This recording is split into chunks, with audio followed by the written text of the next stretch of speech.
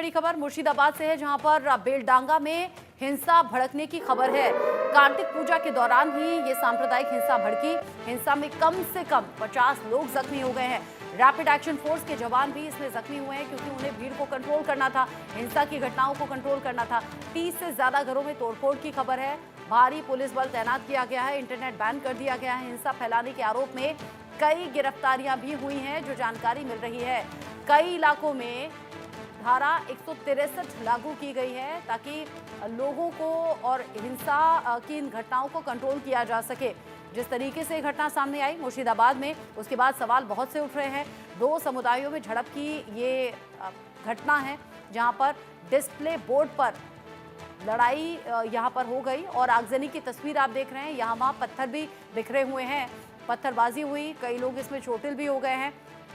अब इस घटना के बाद में भारी पुलिस फोर्स की तैनाती की गई है। कई इलाके ऐसे हैं जो ज्यादा सेंसिटिव हैं, जहां पर धारा 163 लागू की गई है। मुर्शिदाबाद में हालात काबू करने की कोशिश, और ऐसे में कार्तिक पूजा के दौरान ये जो हिंसा भड़की, इसके बाद लोगों का गुस्सा भी देखने को मिल रहा है। हंगामा, तोड़फोड़ और आगजनी की इस घटना के बाद में डिस्प्ले बोर्ड की लड़ाई आखिर कैसे गोलीबारी तक पहुंच गई, कैसे दो पक्षों ने एक दूसरे को नुकसान पहुंचाने के इरादे से पत्थर भी फेंके, फिर झड़प भी हुई, मारपिटाई भी हुई, और 30 घर ऐसे हैं जिनमें तोड़फोड़ की गई है। यानी बड़ी ये घटना है और पुलिस चौकन्नी हो गई है। रौनिक दत्ता इस खबर को लेकर ज्यादा अपडेट के साथ जुड़ गए इंडिया न्यूज संवाददाता। रौनिक, इससे पहले भी अलग अलग त्योहारों के मौके पर हिंसा भड़की है। यहाँ कार्तिक पूजा के दौरान दो गुटों में झड़प की खबर, कुछ तस्वीरें हम देख रहे हैं, बाकी का अपडेट आप बताइए, क्या किया पुलिस ने अब तक? देखिए, मुर्शिदाबाद का बेलडांगा का वार्ड नंबर 10 और वार्ड नंबर 12, ये दोनों जगह में ये हिंसा का घटना सामने आया है। जैसे कि बेलडांगा पुलिस की तरफ से जो कहा जा रहा है कि शनिवार रात से ये घटना और भी बढ़ने लगा था। शनिवार शाम में जब कार्तिक पूजा का टाइम चल रहा था, उसी टाइम पर एक जगह पर वार्ड नंबर 10 में, बेलडांगा का वार्ड नंबर 10, उस जगह में एक जो लाइटिंग तैयार किया गया था, उस लाइटिंग में एक स्लोगन लिखा हुआ था। वो स्लोगन को देखते हुए ये प्रोटेस्ट जो है वो चालू हुआ था। पहला ये जो प्रोटेस्ट ये कम्युनिटी के ऊपर आया, ये पूजा बंद करने का धमकी भी दिया गया, मगर जो लोग पूजा कर रहे थे उन लोगों की तरफ से जब पूजा बंद नहीं किया गया तो पूजा मंडप के ऊपर हमले का घटना घटा। करीब 30 के ऊपर घर को तोड़फोड़ किया गया है। जैसे कि पुलिस की तरफ से बोला जा रहा है कि ये पूरा घटना में अभी तक 8 लोगों को गिरफ्तार किया गया है, जिसको 29 तारीख तक पुलिस कस्टडी का ऑर्डर भी कोर्ट की तरफ से दिया गया है। तो ये पूरा घटना में 30 के ऊपर घर को रैंसक किया गया है, बॉम्बिंग का घटना घटा है, और करीब 10 से ऊपर घर को आग लगाया गया है, दुकान पर तोड़फोड़ किया गया है। मुर्शिदाबाद का बेलडांगा का 10 नंबर वार्ड, 12 नंबर वार्ड सबसे ज्यादा इफेक्टेड हुआ है, मगर इसके अलावा भी जो 5 वार्ड है, उस 5 वार्ड में भी छोटा मोटा घायल हुए हैं।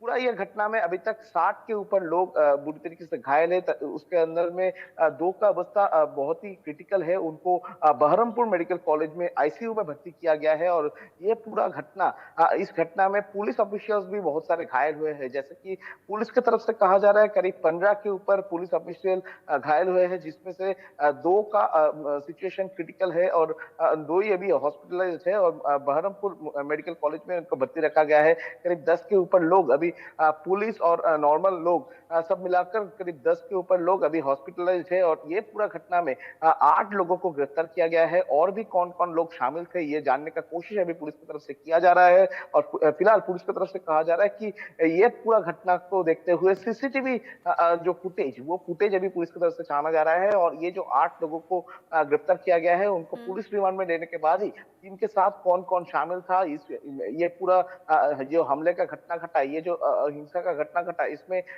कौन मदद दे रहा था, किसके कहने पर ये घटना घटा और किस वजह से ये घटना घटा, ये जानने का कोशिश अभी पुलिस की तरफ से किया जाएगा। पुलिस ये भी जानने की कोशिश करेंगे कि ये पूरा घटना प्री प्लान घटना है या एक अचानक हो जाने वाला घटना है, क्योंकि इस तरीके का जो हिंसा का घटना इसके पहले भी इस बेलडांगा में हुआ था। जैसे कि रामनवमी के दिन में हमले का घटना घटा था, उसके बाद दुर्गा पूजा का जब विसर्जन हो रहा था उसी टाइम पर रैनिक, लेकिन सवाल ये, यहाँ पर 50 लोग जख्मी हो गए, रैपिड एक्शन फोर्स के जवान भी इसमें जख्मी हुए हैं, उनकी हालत क्या है? क्या ये नॉर्मल चोटें हैं या कोई गंभीर स्थिति में जख्मी है, ये भी बताइए।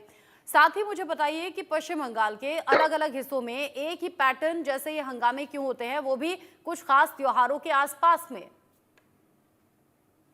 हाँ, एकदम ही देखिए मुर्शिदाबाद का बेलडांगा का ये जो घटना है, ये घटना में करीब 60 के ऊपर लोग अभी बुरी तरीके से घायल है। 30 के ऊपर घर तोड़-फोड़ किया गया है, जिसमें 10 घर में आगजनी का घटना भी घटा है।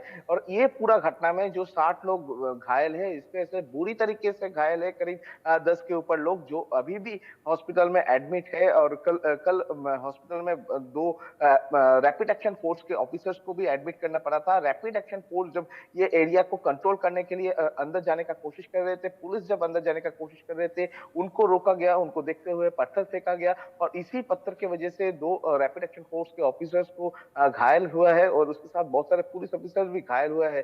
2 ऑफिसर्स का 2 रैपिड एक्शन फोर्स का जो ऑफिसर उनका हालात बहुत ही बिगड़ने की वजह से उनको बहरमपुर मेडिकल कॉलेज में एडमिट करना पड़ा है, ऐसा पुलिस की तरफ से कहा जा रहा है। और ये पूरा घटना जैसे कि आप बोल रहे हैं कि एक ही पैटर्न बार-बार से नजर आ रहा है। वो रामनवमी का जुलूस हो या दुर्गा पूजा का दशमी हो या कार्तिक पूजा हो या सरस्वती पूजा हो, हर टाइम एक ही तरीके का पैटर्न होता है कि जब पूजा होता है, उस पूजा होने के टाइम पर ही ये हमले का घटना, पूजा का मंत्र जब माइक में अनाउंस होता है, उसी टाइम पे माइक बंद कर देने का हुमकी और उसके साथ मंडप के ऊपर हमला। इस तरीके का जो पैटर्न बार-बार से नजर आ रहा है, इसमें सबसे ज्यादा महत्वपूर्ण जो चीज है कि ये पूरा घटना क्या एरिया का लोकल लोग ही कर रहे हैं, ये बाहर से किसी लोग अंदर आके इस तरीके का हिंसा का भड़काव दे रहा है, ये जानने का कोशिश ही अभी पुलिस की तरफ से किया जा रहा है। क्योंकि पुलिस इसके की पहले भी देखा कार्यशैली गया था। सवालों के घेरे में है रौनिक, लेकिन साथ ही साथ जब अगर एक ही पैटर्न की घटनाएं अलग-अलग त्योहारों पर होने लगे और अब खास तौर से यहाँ पर हिंदुओं से जुड़े हुए त्योहारों पर अगर इस तरह का बवाल या हिंसा की घटनाएं सामने आती हैं और सवाल फिर ममता सरकार से होता है, तो क्या ये एक्स्ट्रा जिम्मेदारी नहीं बनती कि हालात को सामान्य रखना है और फिर भविष्य में इस तरह की घटनाएं ना हो तो इंतजाम पहले से कर लेने हैं, जो कि नहीं किए गए? हाँ, एकदम ही देखिए जिस जगह में इस तरीके का घटना घटता है, उस जगह में पुलिस का सबसे जिम्मेदारी होता है कि पहले से प्रिकॉशन लिया जाए, पहले से पुलिस पोस्टिंग किया जाए। ये पूरा घटना हो जाने के बाद जिस तरीके से लगातार दिखा दे रहा है कि पुलिस की तरफ से एक्शन लिया जा रहा है, पुलिस की तरफ से गिरफ्तार किया जा रहा है, मगर सबसे महत्वपूर्ण है कि घटना होने के पहले पुलिस की तरफ से प्रिलिमिनरी कोई एक्शन क्यों नहीं लिया जाता, प्रिकॉशन क्यों नहीं लिया जाता? क्योंकि इसके पहले भी इस तरीके का बहुत सारे घटना घटा है और इसी जगह में इंटेलिजेंस ब्यूरो जो वेस्ट बंगाल का पुलिस का है, उनके ऊपर भी एक सवाल आता है कि कौन सा जगह में इस तरीके का हिंसा हो सकता है। इसका प्रिकॉशन क्यों नहीं था, क्यों कोई जानकारी नहीं था। इस जो जितना ये बेलडंगा का ये घटना का अगर जिक्र किया जाए तो करीब 200 के ऊपर लोग एक ही टाइम पर एक जगह में जमा होकर ये हमले का घटना घटाया था। ऐसा जब पुलिस की तरफ से भी कहा जा रहा है कि 200 के ऊपर लोग इसमें शामिल है, तो ठीक है 200 के ऊपर लोग एक ही उस टाइम में रात रौनिक, को नजर 1 आप बजे बनाए के रखिएगा, आसपास। बहुत से सवाल हैं जिनका जवाब जानना जरूरी है और इस केस में इन्वेस्टिगेशन कैसे पुलिस की आगे बढ़ती है इस पर भी नजर रखिएगा। अभी के लिए शुक्रिया आपका।